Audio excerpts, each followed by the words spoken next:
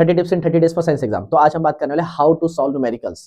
किसी भी न्यूमेरिकल को सॉल्व करने के लिए आपको सबसे पहले अप्रोच लगानी होती है थ्योरेटिकल पार्ट की। तो हमारे पास दो चैप्टर के अंदर न्यूमेरिकल है, एक है इलेक्ट्रिसिटी और एक लाइट।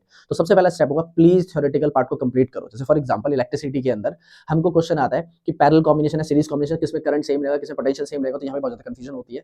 इसमें आपको थ्योरेटिकल पार्ट ही बचा सकता है। सेकंड स्टेप होता है हर एक फॉर्मूले को याद रखना, चाहे लेंस फॉर्मूला, चाहे मिरर फॉर्मूला, चाहे इलेक्ट्रिसिटी के अंदर फॉर्मूला हो, किसी भी फॉर्मूले या फिर रिफ्रैक्टिव इंडेक्स वाला फॉर्मूला हो, किसी भी फॉर्मूले में आपको फॉर्मूला पहले याद होना चाहिए। और तीसरा सबसे ज्यादा इंपॉर्टेंट होता है इंटरचेंज करना।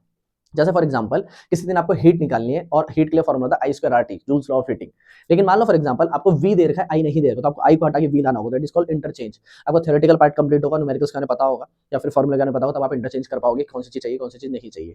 इसमें सबसे पहले आपको हेल्प करता है तीसरा मेन स्टेप, अब क्वेश्चन सॉल्व करते समय गिवन पार्ट लिखना। गिवन पार्ट और क्या निकालना है वो अगर आप लिख दोगे क्लियर तो आपको एक्जैक्टली पता होगा कि आपको कौन सा फॉर्मूला यूज करना है और कौन सा फॉर्मूला इंटरचेंज करना है। तो सबसे पहला स्टेप होता है थ्योरेटिकल पार्ट को कंप्लीट करना। सेकंड स्टेप होता है सारे फॉर्मूले सही से याद करना, और न्यूमेरिकल करते समय उस टाइम सारा गिवन पार्ट और क्या निकालना है वो वाला पार्ट लिख देना।